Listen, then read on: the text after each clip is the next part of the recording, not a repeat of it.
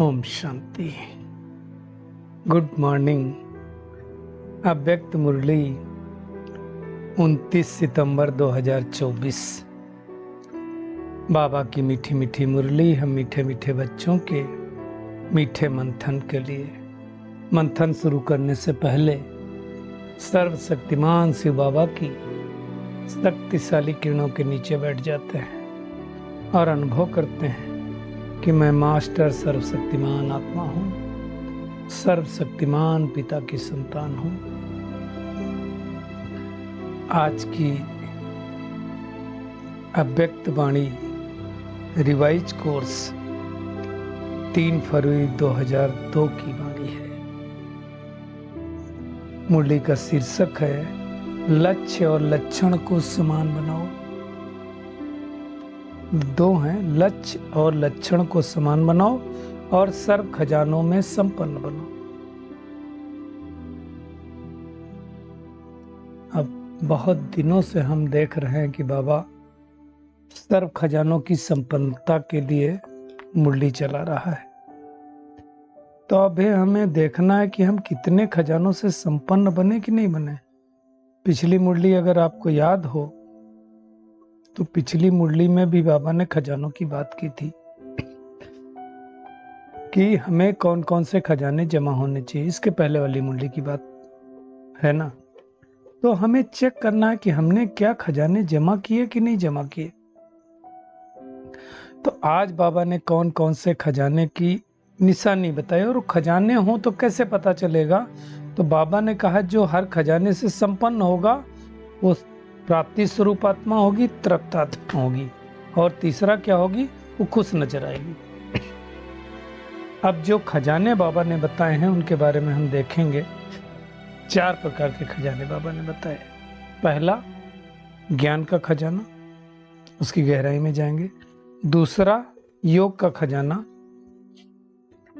तीसरा है हमारा धारणा का खजाना, इसको कहेंगे गुणों का खजाना, दैवी गुणों के धारणा के खजाने की बात। और चौथा बाबा ने कहा सेवा का खजाना। तो वो एक्चुअली देखा जाए तो ये चारों सब्जेक्ट हो गए। हमारे 4 सब्जेक्ट कौन से हैं? ज्ञान, योग, धारणा, सेवा। ये 4 ही सब्जेक्ट है। तो उसके बाबा ने उसके ऊपर जोर दिया है। और एक बात बहुत अच्छी बाबा ने बताई, मैंपन की बात बताई, जो पहले भी बाबा बोल चुका है कि मैं सारे दिन में कितनी बार यूज करते हो। तो एक मैं क्या है, अब सपोज मैं आत्मा बोलता हूं तो ये क्या है, समान है। लेकिन मैं अगर कुछ और हूं तो फिर वो समान नहीं है ना। मैं अच्छा हूं, है ना, मैंने ये किया। तो अभी हमें ये चेक करना है कि कौन सा समान वाला है, कौन सा अभिमान वाला है। तो उसके बारे में भी बाबा ने टेंशन खिंचवाया है, तो उस पर हम देखेंगे।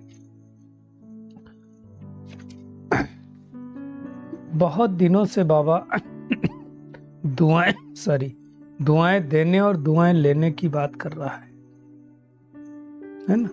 तो हमें चेक करना है कि कितनी दुआएं हमने इकट्ठा की। बहुत दिनों से जितनी अव्यक्त वाणियां चल रही हैं सब में बाबा इस बात के लिए टेंशन खिंचवा रहा है। तो अब हम और दुआएं कैसे जमा कर सकते हैं, कौन दुआओं का खजाना ले सकता है, उसके बारे में आज हम फिर से देखेंगे। और बाबा ने कहा कल का जैसे वरदान था कि परिस्थितियों को शिक्षक समझ लो। कल जैसे माया के ऊपर था कि माया शेर नहीं है, माया वो ऊपर से तगड़ा शेर दिखती है, अंदर से शेर नहीं है। तो वो जब हम कर लेंगे तो क्या होगा, हम माया को आवाहन करेंगे तो हम जीत जाएंगे। कल बाबा ने आवाहन की बात की थी ना। तो उसके बारे में भी बाबा ने कहा कि माया अगर आती है तो सोचो वो हमें अनुभवी बनाती है ना। जैसे पिछले संडे की बाबा ने मुरली में स्नेह की शक्ति से कहा था सारी आत्माओं को सुख शांति दो, लेकिन दे कौन पाएगा, जो जमा करेगा वो दे पाएगा। तो उसके बारे में बाबा ने टेंशन खिंचवाया था। आज बाबा ने लक्ष्य और लक्षण को कहा। देखो, अगर किसी का लक्ष्य है कि मुझे IIT क्रैक करना है, IAS बनना है, सिविल सर्विसेज पास करना है, नीट क्रॉस करना है, तो लक्ष्य के समान लक्षण तो दिखने चाहिए। अगर लक्षण नहीं होंगे तो वो आत्मा सक्सेस नहीं कहलाएगी। इसी तरह से यहाँ भी है, अगर लक्ष्य है हमारा लक्ष्मी नारायण बनना, सबको क्या बाबा हाथ उठवाता है कि हाथ उठाओ, तो किस में हाथ उठाते हैं? लक्ष्मी नारायण में। अगर बाबा बोले सूर्यवंशी बनो तो कोई नहीं उठाता। तो लक्ष्य अगर रखा है तो उस प्रमाण लक्षण करना पड़ेगा। अब कोई कहे मेरा लक्ष्य तो है सतयुग में आना है, 9 लाख आत्माओं में आना है, श्री कृष्ण के साथ आना है। अब लक्ष्य तो बड़ा ऊंचा रखा, मुरली क्लास आता नहीं है, नुमासाम करता नहीं है, अमृत बेला करता नहीं है, कोई धारणाएं नहीं है, कोई मेहनत नहीं है, चले जाएंगे क्या? तो लक्ष्य प्रमाण लक्षण धारण करने पड़ेंगे। लक्षण धारण करने की मेहनत करनी पड़ेगी। जो मेहनत बहुत आत्माओं से होती नहीं है, वो हमें मेहनत करनी है। बाबा तो कह रहा है कि हम सर्व खजानों के संपन्न बच्चों को बाबा देख रहा है। हर एक बच्चा सर्व खजानों से संपन्न है। बाबा ने तो सर्टिफिकेट दे दिया। अब संपन्न है कैसे पता चलेगा? तो आज बाबा ने उसकी 3 निशानियां बताई हैं। जो संपन्न आत्मा होगी वो सदा प्राप्ति स्वरूप होगी, उसको प्राप्ति कोई चीज नहीं लगेगी। इसलिए बाबा की मुरलियों में आया हुआ है, ब्राह्मणों के खजाने में कोई प्राप्त चीज नहीं है। देवताओं के खजाने में नहीं, ब्राह्मणों के खजाने में, है ना। तो सदा प्राप्ति स्वरूप महसूस करेगी, सब कुछ है उसके पास। कई लोग बोलते हैं ना मैं ये नहीं, ये नहीं, ये वो नहीं। हर दिन क्या हम संकल्प करते हैं, मैं सबको देने वाली आत्मा हूँ, देवता हूँ, लेवता नहीं हूँ। दूसरा बाबा ने कहा वो तृप्त आत्मा दिखाई देगी। तृप्त का मतलब क्या होता है? प्राप्ति होगी तो तृप्त महसूस करेगा, संतुष्ट, कंटेंटमेंट। ऐसा नहीं होगा वह संतुष्ट हो, मेरे पास सब कुछ है, मैं भरपूर हूं, तृप्त हो गई हूं। तृप्त किसको कहेंगे? जैसे मान लो कोई आपके पास आया गर्मी से धूप में, प्यासा है, आपने 1 गिलास शरबत पिलाया, बड़ा अच्छा लगा उसको। 2 गिलास पिलाया, फिर और अच्छा लगा। तीसरा गिलास पिलाया, बोला नहीं भाई अब तृप्त हो गए, भरपूर हो गए, अब पीने की इच्छा नहीं रही। तो ऐसे कोई हमारी इच्छा नहीं बचे, यानी सारी कामनाएं खत्म हो जाएं, क्योंकि कामना हमें अच्छा नहीं बनने देती। विकार का सूक्ष्म रूप है। इच्छा हमें अच्छा बनने नहीं देती। कितनी बार बाबा ने मुरलियों में कहा, इच्छा नहीं है लेकिन अच्छा लगता है। कई लोगों का खाने का होता है ना, कहेंगे इच्छा तो नहीं लेकिन अच्छा लगता है तो खा लेता हूँ, रसगुल्ला मिल जाए तो 2-4 खा लेता हूँ। ये तृप्त आत्मा की निशानी नहीं। तृप्त आत्मा, तृप्त मतलब सचुरेट, कुछ नहीं चाहिए मुझे, एकदम भरपूर। और तीसरी निशानी बाबा ने जो बताई है, वो सदा खुश नजर आएगी। क्यों खुश नजर आएगी? उसका कारण है वो भरपूर है। अब जो भरपूर होता है वो तो खुश रहता ही है। तो चेक करें हम खाली तो नहीं है, भरपूर हैं। और उसके लिए हमें खजाना जमा करना पड़ेगा। जो पिछले संडे से पिछले संडे की मुरली में बाबा ने 3-4 प्रकार के खजाने बताए थे ना, ज्ञान का, गुणों का, शक्तियों का। तो आज भी बाबा कह रहा है कि चेक करो कि हमारे पास खजाने कितने जमा है। ये अविनाशी खजाने आज तो प्राप्त करवा रहा है बाबा, ये भविष्य में अनेक जन्म हमारे साथ रहने वाले हैं। तो ऐसे 4 खजानों के बारे में बाबा ने कहा है ना। कौन सा खजाना? ज्ञान का खजाना, योग का खजाना, धारणा का खजाना और सेवा का खजाना। ज्ञान का खजाना किसको कहेंगे? बाबा ने कहा ये वो खजाना है जिससे इस समय आप मुक्ति और जीवन मुक्ति का अनुभव कर रहे हो। क्या मैं मुक्त आत्मा हूं, बंधन मुक्त हूं कि नहीं, या बंधन में महसूस कर रही हूं अपने आप को? जीवन मुक्त किसको कहते हैं? जीवन तो है। मुक्ति कब अनुभव होती है? जब परम धाम में होते हैं। तो परम धाम का जो अभ्यास करते हैं वहां पे मुक्त अवस्था में हूं, या नीचे कोई चीज, कोई वस्तु, कोई व्यक्ति हमें खींच रहा है, तो मुक्त नहीं कहेंगे। दूसरा जीवन मुक्त मतलब जीवन जी रहे हैं, कर्म कर रहे हैं, उसमें मुक्त हैं, कोई बंधन तो नहीं महसूस हो रहा। जीवन में रहते, पुरानी दुनिया में रहते, तमो गुणी वायुमंडल में रहते, ज्ञान के खजाने से भरपूर है। और जो भरपूर आत्मा होगी वो दुनिया के वायुमंडल से, वाइब्रेशन से न्यारी होगी, मुक्त होगी, कमल पुष्प समान होगी। कमल पुष्प इसीलिए हमारा गायन है, कमल पुष्प समान न्यारे और प्यारे रहना है। यानी दुख से, चिंताओं से, शांति से मुक्त होगी। इसको जीवन मुक्त कहा जाएगा, जिसके जीवन में दुख नहीं, कोई अशांति नहीं, कोई चिंता नहीं, ऐसे हम हैं। कब होंगे? जब ज्ञान के खजाने से भरपूर होंगे। ज्ञान का मतलब तोतापना नहीं, ज्ञान का मतलब है समझ, बुद्धि, विवेक युक्त बुद्धि चाहिए। उसके लिए तो सोने का बर्तन चाहिए। बाबा ने कहा जीवन में रहते हुए बुराइयों के बंधनों से मुक्त, उसको जीवन मुक्त कहेंगे। काजल की कोठरी से भी चले जाओ और काजल के एक पैर न लगे तब तो होगा। अब काजल की कोठरी में तो हम रह रहे हैं, लेकिन इसमें क्या करना पड़ेगा? अपने आप को ज्यादा थोड़ा शक्तिशाली बनाना पड़ेगा। तो चेक करना है। बाबा ने कहा मुक्ति और जीवन मुक्ति इस ज्ञान के खजाने का फल है। एक्चुअली जब हम इस ज्ञान के बाद जाएंगे तो मुक्ति में जाएंगे, परम धाम जाएंगे, और फिर सतयुग में आएंगे तो जीवन मुक्ति है। लेकिन करना कब है? अभी। मतलब क्या हो गया? व्यर्थ संकल्प आने की कोशिश करेंगे, नेगेटिव संकल्प आने की कोशिश करेंगे, उनका काम है आना। और बाबा कहता है ज्ञानी तो आत्माओं का काम क्या है? इनसे मुक्त, न्यारे और परमात्मा के प्यारे रहना। ऐसा रहता हूं मैं, चेक कर रहे हैं। परिस्थिति आएगी, परिस्थिति को अपनी स्थिति के द्वारा विजय प्राप्त करना, और उस समय एक ही संकल्प करना, मैं कल्प कल्प की विजयी आत्मा हूं, तो होगा ना। तो बाबा ने कहा चेक करो ज्ञान का खजाना प्राप्त है, भरपूर है, संपन्न है या कम ज्यादा है। अगर कम है तो उसको जमा करो, खाली नहीं रहना।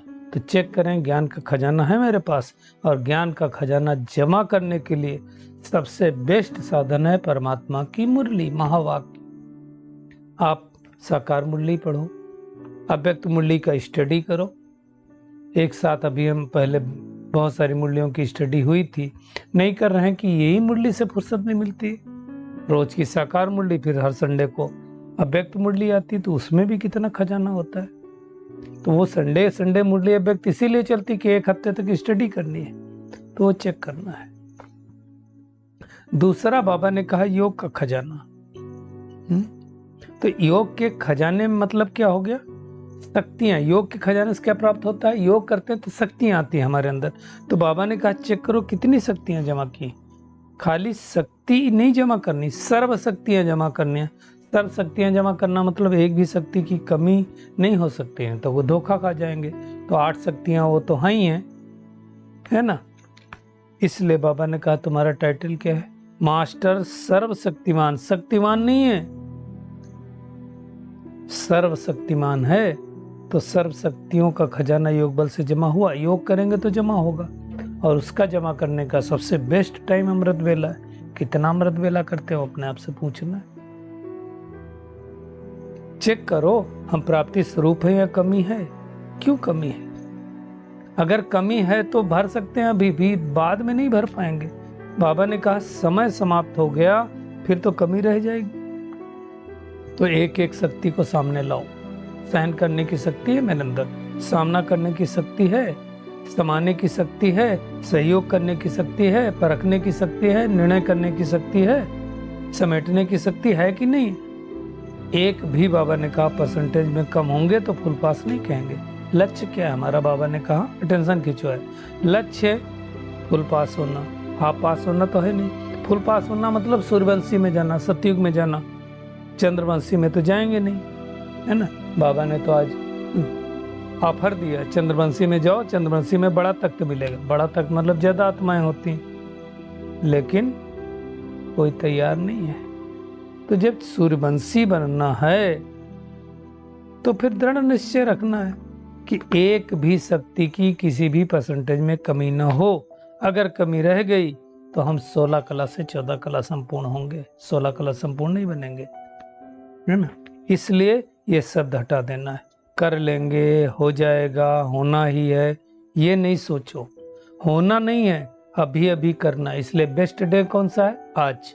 बेस्ट समय कब है? अब। तो आज ही से, अभी से चालू कर देना है, क्योंकि समय की रफ्तार तो बहुत तेज हो गई। और अगर लक्ष्य रखा है बाप समान बनने का, फुल पास होने का, 16 कला संपूर्ण बनने का, तो लक्ष्य और लक्षण तो प्रैक्टिकल दिखाई देने चाहिए। नहीं हम कैसे बनेंगे? लक्ष्य रखा है लक्ष्मी नारायण बनने जैसा, और कर्म राम सीता के भी नहीं है, तो कैसे हो पाएगा? कल जैसे बाबा ने बहुत अच्छी बात कही थी कि अगर तुमको सतयुगी दुनिया में जाना है तो भक्ति के संस्कार नहीं हो सकते ना। भक्ति के संस्कार लेके जाएंगे तो भक्तों के यहाँ जन्म लेंगे ना। तो इन बातों को हमें अच्छी तरह से समझना है ना। कभी नहीं, अभी जो करना है अभी करना है। इसलिए नारा क्या है, अभी नहीं तो कभी नहीं। तो वो देखना है। तीसरा खजाना बाबा ने कहा धारणाओं का खजाना। धारणाओं का खजाना मतलब दैवी गुणों की धारणा कितनी अंदर आई बा। वो जो धारणाएं हैं वो तो हैं ही हैं। गुण भी 36 गुण है हमारे पास। कितने गुण आए चेक करें। सर्व गुण संपन्न बनना है ना। ऐसे तो नहीं कहा थोड़े गुण संपन्न बनो, नहीं। तो सर्व गुण हैं या बाबा ने कहा है सोचते हो 1-2 गुण नहीं है तो क्या होगा, चलो हमारे अंदर सब गुण आ गए, गुस्सा ही तो आता है, नहीं चलेगा ना। थोड़े दिन पहले बाबा ने क्या कहा था, मीठा बनना है, क्रोध मुक्त बनना। क्रोध में तांबे जैसे लाल हो जाते तो नहीं चलेगा ना। क्रोध के अंश भी बताए थे। और आप देखो 1-1.5 महीने पहले जो अव्यक्त वाणी चली थी 3 रूप बताए थे, है ना। एग्रेशन में भी होना क्या है, वो भी तो क्रोध का रूप है। चिड़चिड़ापन होना भी तो क्रोध का रूप है। तो चेक करें कौन से गुणों की कमी है, फिर इसको दूर करना है। और चौथी बात बाबा ने कही सेवा की। अब सेवा मतलब एक तो सेवा होती है कर्मणा, दूसरी सेवा होती है वाचा, और तीसरी होती है मनसा। सबसे इजी सेवा कौन सी है, क्या कहेंगे, सबको पता है। सबसे अच्छी इजी कर्मणा सेवा है। उससे टफ वाचा सेवा है क्योंकि ज्ञान चाहिए, और उससे भी टफ है मनसा सेवा। क्योंकि मनसा सेवा करने के लिए स्थिति बहुत अच्छी चाहिए। मन इधर उधर जाएगा तो हम कर नहीं पाएंगे, है ना। तो बाबा ने कहा ये सेवा अगर आप ठीक से कर रहे हो तो कैसे पता चलेगा, आपको आत्मिक खुशी मिलती है। तो बाबा ने कहा चेक करो खुशी कहाँ तक है। सेवा की और अगर खुशी नहीं हुई तो यथार्थ सेवा नहीं है। जो सेवा आपको डिस्टर्ब करे, बाबा ने कहा था 1 साल पहले मुरली में अव्यक्त वाणी में, वो सेवा छोड़ देनी चाहिए। जिस सेवा के कारण अपनी स्थिति बिगड़े या दूसरे की स्थिति बिगड़े, वो सेवा नहीं है। तो चेक करें कि सेवा करने के बाद मैं आत्मा अपने को खुश कर पा रही हूँ, खुशनुमा बना पा रही हूँ। खुशनुमा मतलब खिला हुआ रूहानी गुलाब, खुशी के झूले में झूलने वाला, ऐसा अनुभव करेगी। ऐसा मैं आत्मा अनुभव करती हूँ सेवा करने के बाद या नहीं, वो चेक करना है। कितनी सेवा की सारा दिन और कितनी खुशी हुई। जितनी सेवा उतनी परसेंटेज में खुशी। 10 क्लास करा के आए तो 10 गुना खुशी होनी चाहिए, है या नहीं, हो चेक करना है। ऐसा थोड़ी होता सारे दिन में सेवा के विचार चलते रहे, ये नहीं ऐसा होना चाहिए, ऐसा नहीं ऐसा होना चाहिए, आत्मा ऐसा क्यों करती, आत्मा ऐसा क्यों करती, ये क्यों आ गया, ये इस टाइम क्यों नहीं आया। ऐसी आत्मा सेवा नहीं कर सकती है। माया का दरवाजा एक ही है, वाट। याद रखना मुरली की बात। यहाँ सेवा नहीं कर सकता, उस सेंटर पे कर सकता हूँ, इस सेंटर पे कर सकता हूँ, ऐसा कुछ नहीं है। तो बाबा ने कहा आपकी सेवा का प्रभाव किस पर पड़ता है। एक तो उस स्थान पर पड़ता है, दूसरा उन साथियों पर पड़ता है, सेवा साथी जो जाते हैं, और तीसरा जिन आत्माओं की सेवा करते हैं उन आत्माओं पर पड़ता है, और चौथा खुद पर भी तो पड़ता है। तो सेवा का खजाना खुशी है। ध्यान रहे हमारा एक संकल्प भी हमें हमारे ऊपर प्रभाव डाल रहा है, साथियों के ऊपर प्रभाव डाल रहा है, वातावरण पर प्रभाव डाल रहा है, विश्व के ऊपर प्रभाव डाल रहा है। इतना ज्यादा प्रभावी है। तो चेक करें कि हम सेवा कौन सी कर रहे हैं और किस तरह से कर रहे हैं, किस स्थिति में कर रहे हैं। तो चेक करें। इसमें चारों ही सब्जेक्ट आ गए, ज्ञान, योग, धारणा, सेवा। कितना खजाना हमने इनके द्वारा जमा किया है। पांचवी बात बाबा ने कही, इसके साथ ही संबंध संपर्क भी बहुत जरूरी। अगर कोई आत्मा किसी के संबंध संपर्क में ही ना आए तो उसको कैसे पता चलेगा कि आपके अंदर क्या गुण हैं। कई लोग सोचते हैं बाबा से तो संबंध है, परिवार से ना हो तो कोई बात नहीं। ऐसा नहीं है।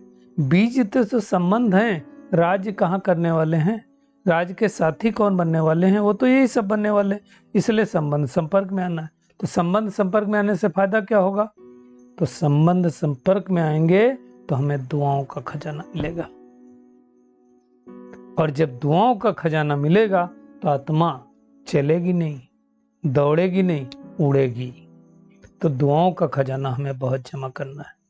माँ बाप की तो दुआएं हैं ही हैं, लेकिन हमें क्या करना है, संबंध संपर्क की भी दुआएं लेना है। अगर बाबा ने अभी थोड़े दिन पहले कहा था ना, अगर किसी ने कह दिया आप बहुत अच्छे हो तो दुआएं मिल गई। अगर बाबा ने कहा ये दुआएं नहीं मिलती हैं, फीलिंग नहीं आती है, तो समझो तुम्हारे संबंध संपर्क में कोई कमी है। सामने वाली आत्मा फिर तुमसे संतुष्ट नहीं हो रही, असंतुष्ट हो रही। तो संतुष्ट करने के लिए क्या करना पड़ेगा, अपने को शक्तिशाली बनाना पड़ेगा, अपने ओरे को पावरफुल बनाना पड़ेगा, वो मेहनत करनी। तो बाबा ने कहा था पिछली मुरली में, पिछले की पिछली मुरली में 3-4 संडे पहले की, कि कुछ करना ना आए तो दुआएं देना और लेना सीख लो, बहुत है। दुआओं से ही आप उड़ते रहोगे, बाकी सारी कलाएं आ जाएंगी। जिसके पास दुआएं होंगी वो हल्का रहेगा, संबंध में आते भी हल्का रहेगा। वो कभी अपने आप को बिजी नहीं बोलेगा, बिजी बोलेगा। बोझ नहीं महसूस होगा, न खुद को महसूस होगा, न जिनकी सेवा की उनको महसूस होगा। और जिनके संबंध संपर्क में जाएगा ना, वो भी डबल लाइट अनुभव करेंगे, है ना। संबंध में आऊं नहीं आऊं ये सब नहीं चलेगा, आराम से संबंध निभा पाएगा दोनों तरफ, बाबा ने कहा, है ना। जैसे दुनिया में कहते हैं, जैसे ज्यादा मीठे पर चींटियां बहुत आती हैं। तो इजी बनना है, लेकिन इतना इजी नहीं बनना कि सब चींटियां आकर के इकट्ठी हो जाएं। तो टाइम डिसिप्लिन भी रखना है। जैसे कई भाई बहनें कोशिश कर देते हैं, नुमा शाम के टाइम फोन कर देंगे, मुरली क्लास के टाइम फोन कर देंगे। सबको बताया हुआ है कि हमारा तो नियम है, हम उस टाइम में फोन नहीं लेते। हाँ, आपको कोई इंपॉर्टेंट मैसेज है तो फोन करने के बजाय मैसेज डालो, जब टाइम मिलेगा हम खोल करके उसका जवाब दे देंगे, वो कर सकते हैं। एक तो हम सलाह ही नहीं देते, अब नुमा शाम छोड़ करके मैसेज करने बैठो। आजकल बहुत भाई बहनों के फोन आ रहे हैं, क्योंकि डे बाई डे डिप्रेशन बढ़ रहा है, 1-2 केस रोज आते हैं। लेकिन हमें क्या करना है, शक्तिशाली बनना है, हम सबको बनना है, और उसके लिए बाबा जो सुना रहा है वो करना है। तो बाबा ने कहा है सारे खजाने चेक करो और आगे बढ़ते रहो, वही तो करना है। बाबा का संकल्प है कोई बच्चा पीछे नहीं रह जाए, है ना। हर एक बच्चा आगे जाए, बाबा तो यही चाहेगा, हर माँ बाप चाहता है कि हमारे बच्चे आगे जाएं। लेकिन होता क्या है, चलते चलते देह अभिमान आ जाता है। 2 चीजें हैं, एक समान है और एक देह अभिमान। देह अभिमान का कारण क्या है, समान में कमी, है ना। तो और देह अभिमान आने का एक कौन सा अक्षर है, देह अभिमान मिटाने का साधन एक ही अक्षर है, और देह अभिमान में आने का भी एक ही अक्षर है, वो अक्षर है मैं। अब मैं शब्द तो हम लोग कितना बारी दिन भर में बोलते हैं, मैं करते रहते, है ना। तो अगर मैं कौन आया, ये आ गया, मैं आत्मा देह हूं, तो ये क्या करेगा, ये आगे बढ़ाएगा। अगर मैं शरीर हूं तो देह अभिमान आ जाएगा। तो ये चेक करना है हमको, मैं फलाना हूं, धमाका हूं, तो देह अभिमान आ जाएगा। तो बाबा ने कहा जब मैं शब्द बोलते हो उतने समय याद रखो कि मैं निराकार आत्मा साकार में प्रवेश करके बोल रही हूं,